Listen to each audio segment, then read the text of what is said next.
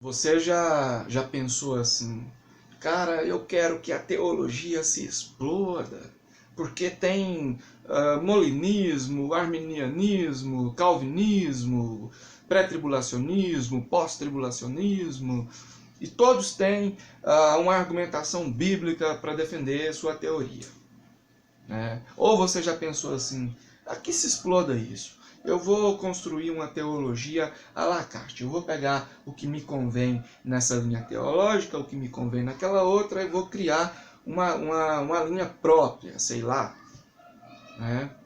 Ou você já tentou sair fora disso e esquecer de teologia e não conseguiu, né? Pouco tempo depois estava lá você, estudando a Bíblia, pesquisando, procurando na etimologia e tal. Isso já aconteceu comigo. Eu já tentei abandonar isso aí também, né? Ou você às vezes já passou por uma descrença. E isso ocorre muito principalmente quando a pessoa é confrontada de uma forma que ela fica sem saída. Ou seja, a única alternativa é ela abandonar tudo aquilo que ela acreditava. A única alternativa é ela dar o braço a torcer e dizer que acreditou em um engodo esse tempo todo. Então, às vezes, isso tudo faz com que a pessoa passe por conflitos. Isso ocorre muito com quem estuda bastante, né? E ocorre também com quem não estuda tanto assim, certo? Quando eu comecei a estudar a teologia, claro, de uma forma autodidata, eu poderia detalhar melhor, mas esse termo autodidata é o que melhor se enquadra no contexto. Então eu vou usar autodidata. Eu não tinha acesso a computador, a internet, né? Aliás, a maioria das pessoas naquela época não tinham computador, nem internet, né? E então eu fazia as minhas anotações em cadernos, certo? Em agendas vencidas que eu comprava por um preço menor, né? Então eu fazia as minhas anotações, certo? Essa agenda é de 28/8/2009. Não é tão antiga assim, né? Tem apenas uma década. Mas existem aí anotações mais antigas que eu fiz. Depois eu quero ver se eu encontro. Se eu conseguir encontrar, eu vou digitalizar, né, e colocar à disposição. Ok? Essas anotações me ajudaram bastante. Esse tipo de anotação, esse tipo de estudo, através de um método mais antigo. Então eu desenvolvi linhas argumentativas para defender o que eu acreditava, para refutar o que eu não concordava, e eu tive que me desapegar de muitas coisas. Por exemplo, vou citar apenas alguns exemplos, porque são muitos e o foco não é esse. Mas eu acreditava, por exemplo, no pré-tribulacionismo. Eu lia Apocalipse 3:10 e pensava, como pode alguém ler isso e ainda cogitar a hipótese de a igreja estar na terra durante a grande tribulação? Né? Eu pensava dessa forma. Né? E defendia outras doutrinas também que eu não vou citar aqui para evitar maiores polêmicas. Eu vou deixar isso para a hora certa. Ok? Teologia não salva, não salva. Mas existem pessoas com os mais diferentes gostos. E nós gostamos da teologia, né? E essa busca pelo conhecimento, essa vontade de desvendar, né? Ela faz com que nós possamos ajudar outras pessoas. Muitas pessoas já foram ajudadas através do canal, através dos vídeos do canal. Muitas pessoas. Já recebi várias mensagens. Isso é gratificante, né? Então, a Bíblia diz, em Oséias, né, que o povo estava sendo destruído por decorrência da falta de conhecimento. Jesus crescia de igual modo em conhecimento e graça. Não estou querendo dizer que pessoas que não têm o conhecimento técnico da teologia correm risco de... Não é isso. Eu espero que você esteja entendendo o que eu estou querendo dizer. Ok? Veja bem, eu tenho aqui um site calvinista, defendendo a ideia, a vertente calvinista supralapsariana, né, que inclusive eu também já defendi, tá bom? Veja o que está escrito. Segue-se, portanto, que a criação do homem é o meio para que Deus possa fazê-lo pecar, que é o meio pelo qual a obra de Cristo torna-se necessária, que é o meio para que Deus possa salvar o homem. Ou seja, o autor está afirmando que Deus fez o homem e fez o homem pecar, para que a cruz de Cristo fosse necessária e então Deus pudesse salvar o homem. É complicado, né? Então, o ensino errado, ele faz com que a pessoa enxergue dentro da Bíblia um Deus que não é o Deus da Bíblia, certo? Eu não sei se você está conseguindo compreender. Eu às vezes vejo pessoas defendendo um outro Deus que não é o Deus da Bíblia e usando a Bíblia, e eu fico com dó. Porque dentro daquilo que a pessoa está apresentando, de fato, ela está correta. Dentro daquilo que ela está enxergando, de fato ela está correta. Ela não está mentindo para ela mesma. Em algumas ocasiões, a pessoa mente para si mesma, né? Mas eu tenho observado aí muitas pessoas defendendo um Deus que não é o Deus da Bíblia e usando a Bíblia para isso. E eu observo que dentro do que elas estão enxergando, dentro do que elas estão apresentando, elas estão corretas, né? O que está faltando é expandir a mente para enxergar além, certo? Eu não fiz teologia institucional. Se eu tivesse feito uma teologia institucional, eu teria gasto, no mínimo, umas 30 vezes menos. Ou teria deixado de ganhar, né? Pelo menos umas 30 vezes menos o que eu gastei e deixei de ganhar estudando a teologia do jeito que eu fiz. E a teologia institucional, ela não te dá margem para você questioná-la. Eu falo por experiência própria, né?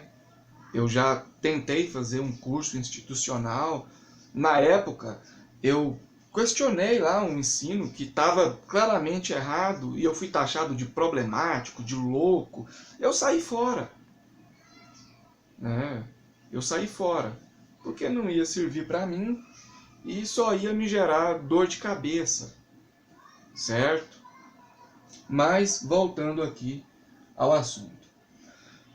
Então, esse ensino errado, ele cria um Deus diferente do Deus da Bíblia, e a pessoa que crê nisso começa a espalhar isso e começa a fazer com que outras pessoas comecem a acreditar em um Deus diferente do Deus da Bíblia, tendo a Bíblia para defender a sua tese, certo?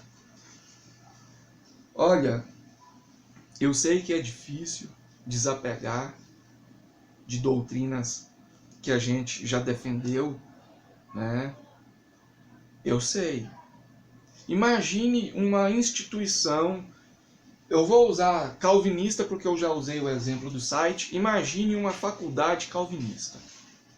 Se ela aceita que o calvinismo é um engodo, ela teria que chamar os alunos ela teria, todos os alunos que já se formaram, ela teria que dar uma explicação, ela teria que fazer um recal, ou ela teria que assumir isso em público. Então, essa instituição não vai querer mexer com isso, certo?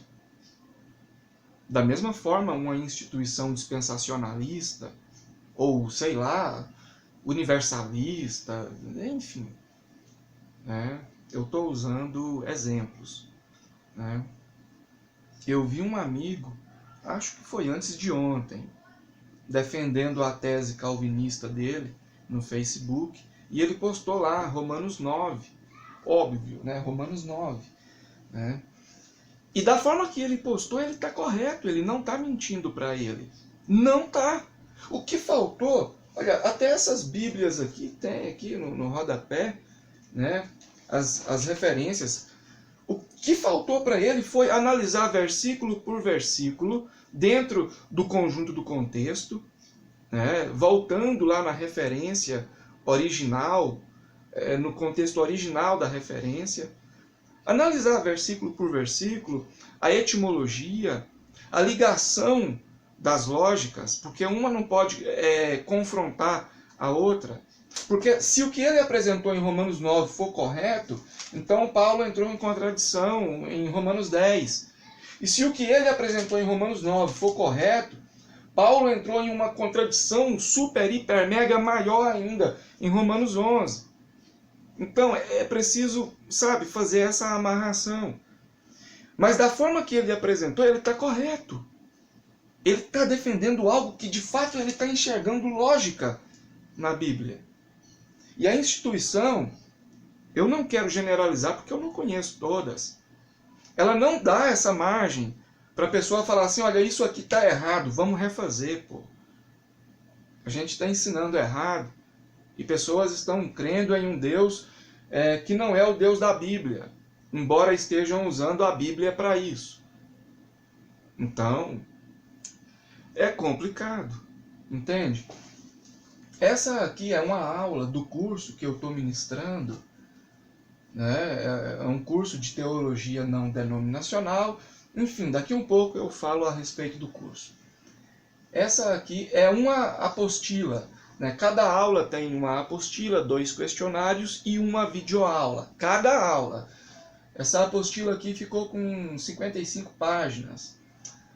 Aqui eu me perdi aqui aonde estava, cara. Aqui, monergismo. Aqui eu começo falando acerca do monergismo. Aí eu detalho aqui tudo acerca do monergismo, né, as implicações. Eu pego as referências bíblicas que o monergismo usa e faço a exegese completa, né, versículo por versículo, depois o contexto, depois o conjunto do contexto, depois a etimologia e depois a sequência de lógicas. Certo? Dessa forma, você expande, você desvenda, só que você corre o risco de entrar no conflito. Ou seja, pô, eu defendi isso minha vida inteira, cara. Como é que eu vou fazer agora? Eu ensinei várias pessoas assim. Então isso te traz conflitos, certo? Ou então você pode pensar, quer saber de uma coisa? Tô fora. Tô fora. Mas se você pode ajudar outras pessoas, se Deus tem esse chamado na sua vida, enfim, eu não aconselho a sair fora, embora eu não seja o melhor exemplo, porque eu já tentei sair fora, né? Então é complicado, cara. Nós estamos vivendo uma época de atraso. Era para mim estar gravando vídeos falando de cairosfera, certo? Gota de sangue. Eu estou gravando vídeos para falar de pré-tribulacionismo, para falar disso aqui, olha. Segue-se, portanto, que a criação do homem é o meio para que Deus possa fazê-lo pecar, que é o meio pelo qual a obra de Cristo torna-se necessária, que é o meio para que Deus possa salvar o homem, ou seja, Deus criou o homem para fazê-lo pecar, para a cruz fazer-se necessária e então Deus salvar o homem, pelo amor de Deus, né? Então a gente tem que expandir. A gente tem que expandir. Quando eu fazia as minhas anotações, eu era jovem, né? Eu não tinha estrutura, pelo menos não da forma que eu tenho hoje, né? Eu fazia as minhas anotações para defender, né, as teses que eu acreditava, e eu esquecia, na maioria das vezes, 98% das vezes, de me auto-questionar. Depois que eu amadureci, olha, eu cheguei a essa conclusão. Eu demorei 5 meses estudando, passando noites em claro, para chegar nessa conclusão. 5 meses? Então agora eu quero passar 15 meses tentando provar que eu estou errado. Eu vou pesquisar, hoje é mais fácil, né? Hoje com a internet você tem o mundo na palma da mão. Inclusive quando eu comecei a fazer isso, esse autoquestionamento mais intenso, eu já tinha a internet à minha disposição, né? Então, se eu gastei 5 meses para chegar nessa conclusão, eu quero gastar pelo menos 15 para provar que eu estou errado. Aí, se eu não conseguir, de fato, isso é certo.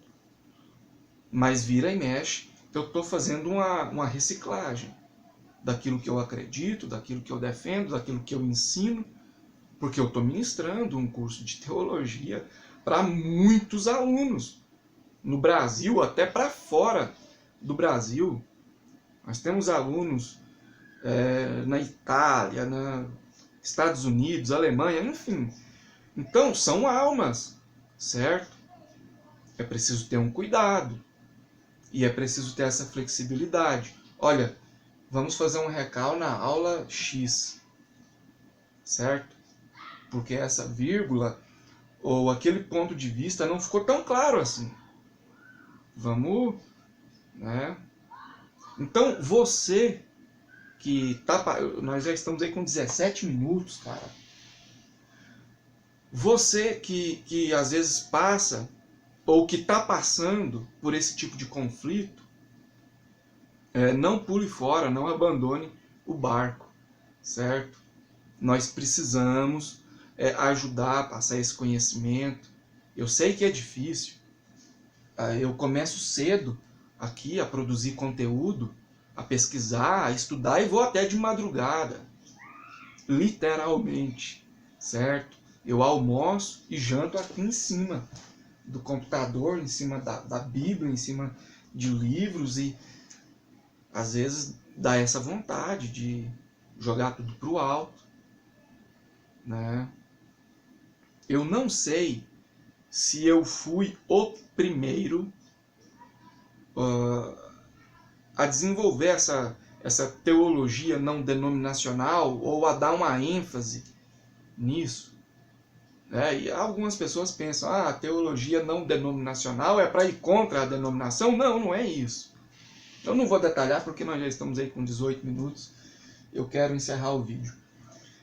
Você que está passando por esse conflito aí na sua área de entendimento, não pule fora. Saiba ser flexível, saiba se auto-questionar, tá bom? Não tenha medo de voltar atrás, certo? E dê valor na oportunidade que você tem de estudar, de fazer aquilo que você gosta, né? Eu sei que muitas pessoas se identificaram com esse vídeo, e para quem não está estudando teologia, não tem essa... né? Eu sei que algumas coisas também podem ser aproveitadas dentro do que eu disse aqui. Não deixe um conflito fazer você jogar tudo pro alto. Isso acontece no serviço, no casamento, com as amizades, sei lá, cara. Isso acontece, né? Então, saiba tirar um tempo para você mesmo. Caso contrário, os conflitos vão te afundar. Vão te afundar. Tá bom? Sobre o curso de teologia, tá aí, a nova turma vai ter início agora no dia 29 de julho desse ano. Né? É um curso digital à distância. Você recebe todo o material no WhatsApp, no e-mail. Não existe a necessidade de ter um computador para fazer o curso. Basta você ter um celular simples que acessa o YouTube, o WhatsApp e que leia arquivos em PDF. Ok? Os detalhes para você fazer parte, o passo a passo para você realizar sua matrícula, tudo na descrição desse vídeo. Eu quero deixar bem claro, porque eu sei que tem pessoas que entendem, mas gostam de se fazer de desentendidas. Né? Não quero generalizar, mas eu não falo contra pessoas. Eu falo com relação à doutrina, ou a doutrinas. Com relação às pessoas, meu amigo, nada contra. Eu quero é que Deus te abençoe, que você seja feliz. E eu também, né? E que Deus continue te abençoando e abençoando toda a sua família. Obrigado por tudo. Até a próxima.